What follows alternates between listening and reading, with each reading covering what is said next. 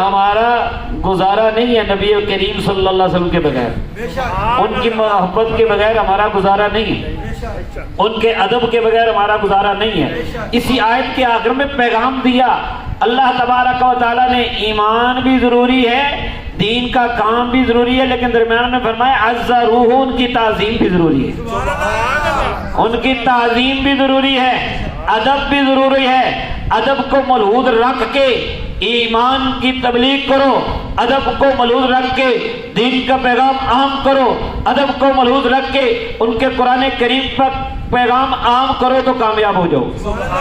اب یہ ادب، یہ محبت، یہ سب کہاں سے سیکھیں؟ تو آئے نا ان سے سیکھیں جنہوں نے ڈائریکٹ نبی پاک سے سیکھا، ڈائریکٹ نبی پاک سے سیکھا۔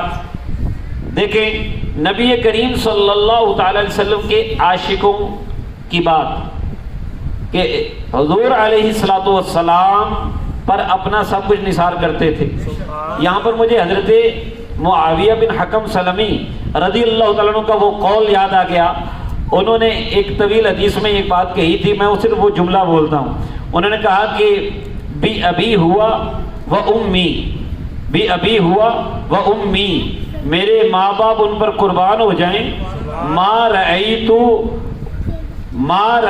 معلما احسن تعلیما منہ، میں نے کبھی بھی آپ سے زیادہ حسین تعلیم دینے والا دیکھا ہی نہیں۔ سبحان اللہ۔ یہ کون کہہ رہے تھے؟ حضرت معاویہ بن حکم سلمی رضی اللہ تعالیٰ عنہ، یہ صحابی ہیں، وہ یوں کہہ رہے ہیں کہ میں نے آپ سے بڑھ کر آپ سے حسین تعلیم دینے والا کسی کو دیکھا ہی نہیں ہے۔ اور جو دیکھنے والے ہیں پھر وہ دیکھتے رہتے ہیں، نہ صرف دیکھتے رہتے ہیں بلکہ دیکھ کر پھر دیکھنا چاہتے ہیں، پھر ان سے دیکھے بغیر رہا نہیں جاتا۔ حضرت صوبان رضی اللہ تعالیٰ عنہ نبی کریم صلی اللہ علیہ وسلم کے آزاد کردہ غلام ہیں، ایک دن بارگاہ مصطفیٰ صلی اللہ علیہ وسلم میں حاضر ہو گئے۔ میرے آقا علیہ الصلوۃ والسلام نے دیکھا کہ حالت متغیر ہے، چہرے پر پریشانی ہے، رنگ بدلا ہوا ہے۔ پوچھا ما غیر لونک، اے صوبان تیرا رنگ کیوں بدلا ہوا ہے، طبیعت تمہاری پریشان لگ رہی ہے؟ کہا یا رسول اللہ ما بھی مرض ولا وجع، نہ مجھے کوئی مرض ہے نہ کوئی بیماری ہے، کچھ بھی نہیں، میں مریض مصطفیٰ ہوں، مجھے اور کوئی بیماری نہیں ہے یا رسول اللہ۔ بس یہ ہوتا ہے کہ جب میں آپ کو دیکھتا نہیں نا تو استوحشت وحشتا شدیدۃ، تو بس میری یہ حالت ہو جاتی، جب تک کہ آپ کا دیدار نہ ہو مجھے چین ہی نہیں آتا، جب تک آپ کا دیدار نہ ہو مجھے چین نہیں آتا، جب تک کہ وہ توہا والا چہرہ نہ دیکھ لوں مجھے چین نہیں آتا۔ اب بات آگے کرنے لگے، ثم ذکرت الآخرہ، پھر مجھے آخرت کا خیال آتا ہے۔ مطلب کیا؟ آخرت جی بھی جیتا ہوں نہ ویک سکے تھے، میرا آخرت کی بننا جی، جنت کی بات ہو رہی ہے نا، جنت کی، جنت کی ابھی بات ہو رہی تھی۔ ویسے کئی علماء ہمیں، ہمارے بزرگ منع کرتے ہیں ایسے شعر میں جس میں وہ کہتے ہیں نا کہ میرا طواف کرے جنت، میرے دل میں حضور رہتے ہیں۔ وسیم بھائی ہیں یہاں پر؟ اس میں کچھ علماء ہمارے بزرگ جو ہیں ہمیں منع کرتے ہیں، کیونکہ جنت بھی وہ ہے، جنت وہ ہے کہ جس کے مانگنے کی دعا نبی کریم صلی اللہ علیہ وسلم نے سکھلائی ہے۔ اور پھر دیکھیں نا، میں ایک بات اپنی طرف سے یہ کہتا ہوتا ہوں کہ مدینہ شریف بھی جنت ہے، روضۃ من ریاض الجنہ، بڑی افضل ہے، مدینہ شریف بڑا افضل ہے۔ جب تک میرے آقا مدینہ شریف میں جلوہ فرمائے مدینہ ہی افضل ہے، لیکن بعد قیامت کے میرے آقا نے کہاں ہونا ہے بتائیے گا؟ جب سارے فیصلے ہو جانے تو آقا نے کہاں تشریف لے جانا ہے؟ سب سے پہلے کس کا دروازہ کھٹکھٹانا ہے؟ سب سے پہلے کن کے لیے دروازہ کھلنا ہے؟ کس کا دروازہ کھلنا ہے؟ یار کہ دیتے نا، بولو نا، کتا دروازہ کھلنا ہے؟ بولو۔ میرے آقا سب سے پہلے جس کا دروازہ کھڑکائیں گے وہ کیا ہے؟ جنت۔ بولو نا بلند آواز سے، وہ اہل سنت اہل جنت، بلند آواز سے بولو۔ ہاں، تو جب آقا جنت میں چلے جائیں گے تو جنت افضل، جنت مانگنی چاہیے نا، ہاں جی۔ اب وہ کہنے لگے کہ جنت میں ترفع مع النبیین، یا رسول اللہ آپ تو نبیوں کے ساتھ بلند مقام پر ہوں گے۔ وَإِنِّي إِن دَخَلْتُ الْجَنَّةَ كُنْتُ فِي مَنزِلَةٍ أَدْنَىٰ مِن مَنزِلَتِكَ، یا رسول اللہ صلی اللہ علیہ وسلم اگر میں جنت میں چلا بھی گیا یہ ان کا اپنا انداز تھا. ویسے تو صحابی ہے, ہر صحابی ہے نبی جنتی جنتی. یار اچھی ساری آخیا کرو, جو تو تھک جاؤ گے پھر پاؤں نہ کہنا, ٹھیک ہے. فرمایا کہ عرض کی کہ یا رسول اللہ صلی اللہ علیہ وسلم جنت میں آپ کا دیدار نہیں ہوگا تو پھر مطلب وہ کہنا یہ چاہ رہے, مجھے یہ لگتا ہے کہ یا رسول اللہ پھر تو جنت کا بھی نہیں مزہ آنا جی تھوڑا دیدار نہ ہوتے ہوئے. جنت کا مزہ بھی تو دیدار مصطفیٰ نال ہی ہونا ہے جی. اب دیدار نہ ہوا تو فقیر کیا کرے گا, غلام کیا کرے گا, یہ وہ عرض کرنا چاہ رہے تھے بڑے ادب سے. جب یہ بات ہوئی, یہ تفاسیر میں موجود ہے, تفسیر بغوی میں موجود ہے. اس پر اللہ تبارک و تعالی نے سورہ نساء کی آیت نمبر 69 نازل فرمائی. فرمایا کہ وَمَن يُطِعِ اللَّهَ وَالرَّسُولَ فَأُولَٰئِكَ مَعَ الَّذِينَ أَنْعَمَ اللَّهُ عَلَيْهِمْ. اور جس نے اللہ اور اس کے رسول کی اطاعت کر لی, غلاموں پریشان نہ ہو, قیامت کے دن وہ سب انعام یافتہ بندوں کے ساتھ ساتھ ہوں گے. اللہ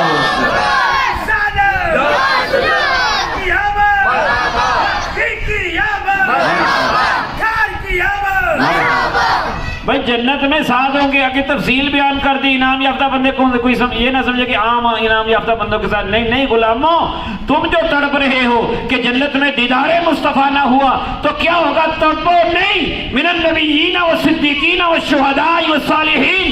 تم نبیوں کے غلامی میں تمہیں ان کے دیدار کا موقع ملے گا, صدیقین صحابہ کے دیدار کا موقع ملے گا, شہداء کے دیدار کا موقع ملے گا, صالحین کے دیدار کا موقع ملے گا, ان کا ساتھ ملے گا, غوث پاک کا ساتھ ملے گا. وَحَسُنَ أُولَٰئِكَ رَفِيقًا. ان کا ساتھ کتنا ہی پیارا ہے. یہ میں نے ساتھ ساتھ اپنی طرف سے جو باتیں کی وہ تفسیر کے طور پر کی ہیں, ترجمہ آپ سب کو پتہ ہی ہے, ٹھیک ہے جی.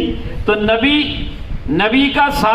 کریم صلی اللہ علیہ وسلم کے جلوے دیکھیں گے غلام, ہوں گے غلامی کے درجے میں ہی, آقا ہوں گے بلند درجے میں ہی, لیکن اللہ تعالیٰ وہاں جو چاہنا ہے وہ ہو جانا ہے.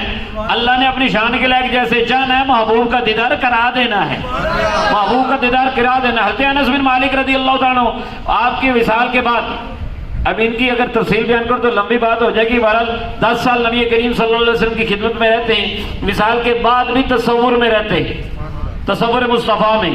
بعد میں بات کر رہے ہیں کہ میں نے کوئی خوشبو, کوئی مشک, کوئی کستوری اس سے زیادہ حسین نہیں سونگی جتنا کہ میرے آقا علیہ السلام کے جسم عطر کی خوشبو تھی. یعنی وہ یوں گویا کہ یہ کہہ رہے تھے کہ ایسی خوشبو نہ سونگی کسی پھول سے جیسی خوشبو نبی کے پسینے میں ہے. تو جب انہوں نے یہ کہا پھر کہنے لگے کہ میں نے کوئی موٹا ریشم یا پتلا ریشم نبی پاک کے جسم اطہر سے زیادہ ملائم نہیں دیکھا. ایسا ملائم, نرم, خوبصورت, حسین جسم, خامائے قدرت کا حسن دستکاری, واہ واہ کیا ہی تصویر اپنے پیارے کی سواری, واہ واہ. تو وہ میں نے حضرت انس بن مالک رضی اللہ عنہ کے جو سامع تھے وہ عرض کرنے لگے ایسا لگتا ہے آپ آج ان کی بھی جب بات کرتے تو ہمیں ایسے لگتا ہے جیسے آپ انہیں دیکھ رہے ہیں, جیسے ان کی باتیں سن رہے ہیں. کہا بلا واللہ, ہاں کیوں نہیں, اللہ کی قسم ہم دیکھ رہے ہیں. اور کئی حدیثیں ایسی ہیں صحابہ نے جب نبی کریم صلی اللہ علیہ وسلم کے وصال کے بعد بھی ذکر کیا تو کہا کأنی انظر, گویا کہ میں ابھی بھی دیکھ رہا ہوں. اسے کہتے تصور مصطفیٰ, اسے کہتے تصور میں تیرے رہنا, عبادت اس کو کہتے ہیں. ریاضت نام ہے تیری گلی میں آنے جانے کا, تصور میں تیرے رہنا عبادت اس کو کہتے ہیں.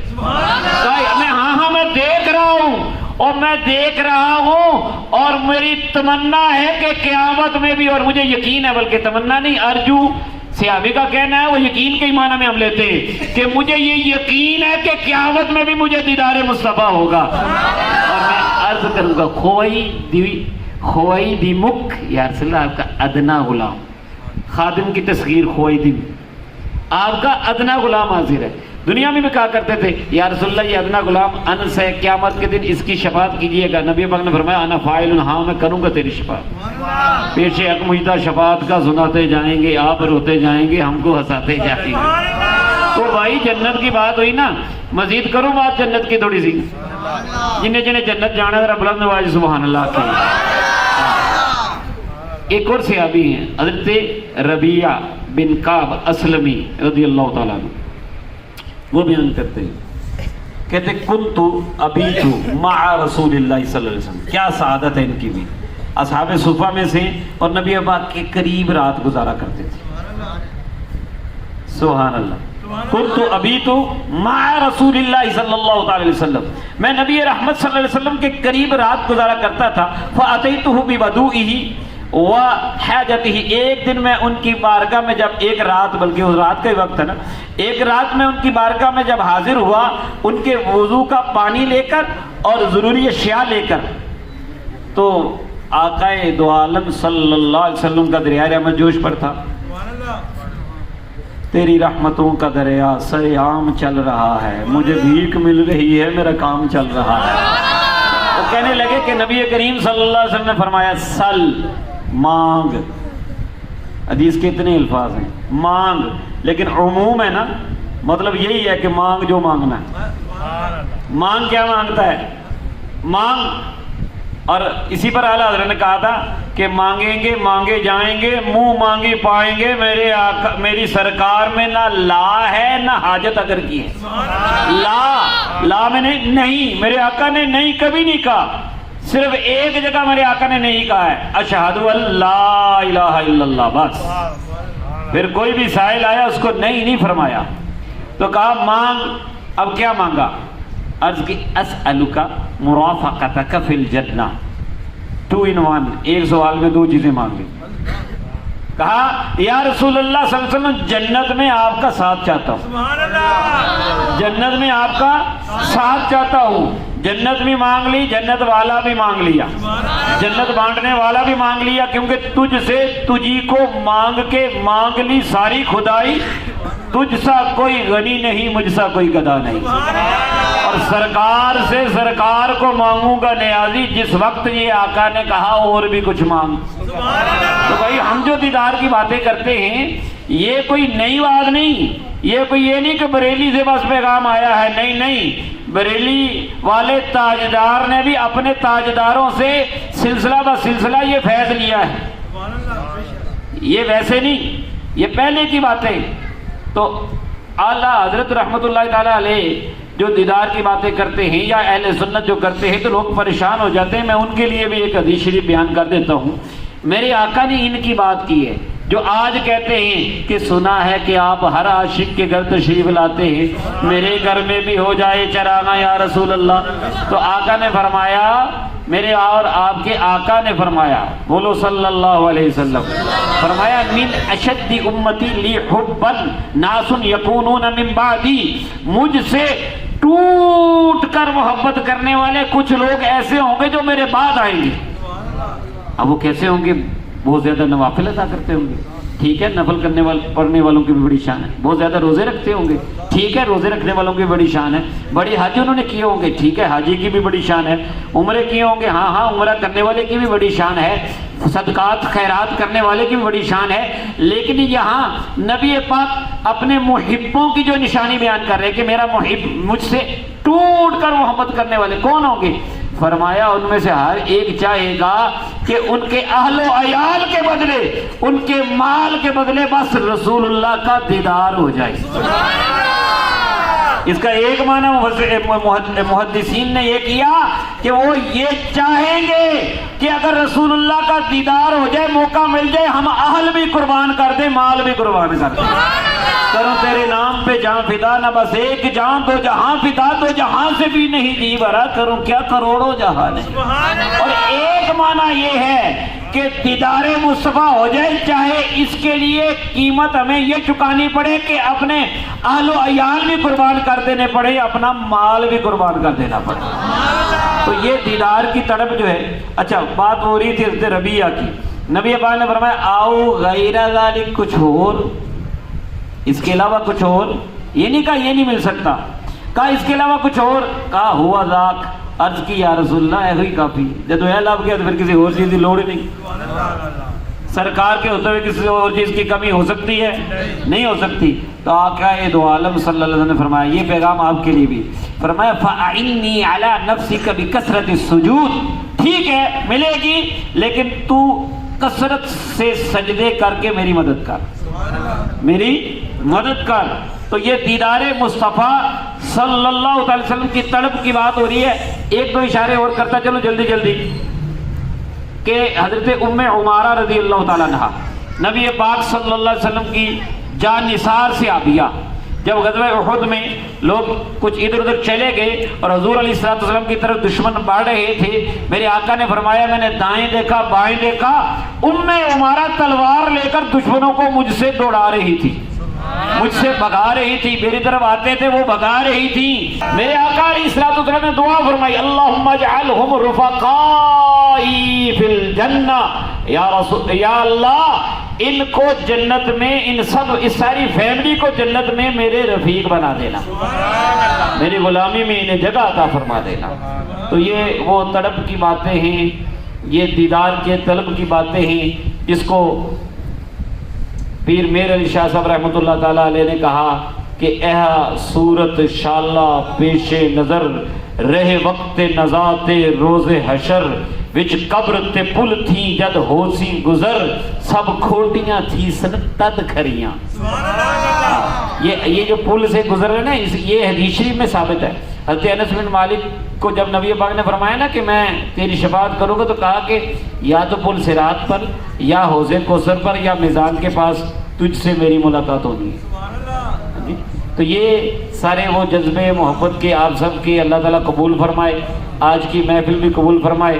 غوث اعظم رحمۃ اللہ تعالیٰ علیہ کی 11ویں کا بھی یہ سارا سلسلہ ہے، تو بس غوث اعظم رحمۃ اللہ تعالیٰ کی آج اتنی شان سمجھ لیں، ایک جملہ صرف، اللہ کی شان کے مظہر ہے مصطفیٰ کریم صلی اللہ علیہ وسلم۔ اللہ تعالیٰ کی شان کے مظہر ہیں، مظہر شان خدائی ہیں مصطفیٰ کریم صلی اللہ علیہ وسلم۔ اور غوث پاک رحمۃ اللہ تعالیٰ علیہ کی تعریف کیا ہے کہ وہ مظہر شان مصطفائی ہیں۔ ان کی کرامتیں نبی پاک کے معجزوں کا صدقہ ہے اور معجزوں کو ظاہر کرتی ہیں، تو ان کی بھی بڑی شان ہے۔ لیکن چونکہ وقت زیادہ ہو چکا ہے، اس لیے میں اپنی گفتگو کو انہی الفاظ پر مکمل کرتا ہوں۔ اگر کوئی ایسی ویسی بات ہو گئی ہو جس سے کسی کا دل دکھا ہو تو معذرت خواہ ہوں، اور اگر کوئی ایسی غلطی ہو گئی ہو کہ جس سے کوئی علمی یا ادب کے لحاظ سے کوئی غلطی ہو گئی ہو تو اللہ تعالیٰ مجھے معاف کرے۔ اللہ تبارک و تعالیٰ آپ سب کی یہ بزم قبول فرمائے، ہمیں دنیا اور آخرت میں بھلائی نصیب فرمائے، نبی پاک کی محبت میں تڑپنے کی توفیق نصیب فرمائے، ان کی تعظیم کما حقہ کرنے کی توفیق عطا فرمائے، ان کے دین کی مدد کرنے، دین کی خدمت کرنے اور ان کے سینے پر اترنے والے قرآن پر ہمیں عمل کرنے کی توفیق عطا فرمائے۔ کثرت سجود کی لذت ہمیں بھی اللہ تعالیٰ نصیب فرمائے۔ وما علیہ الا البلاغ۔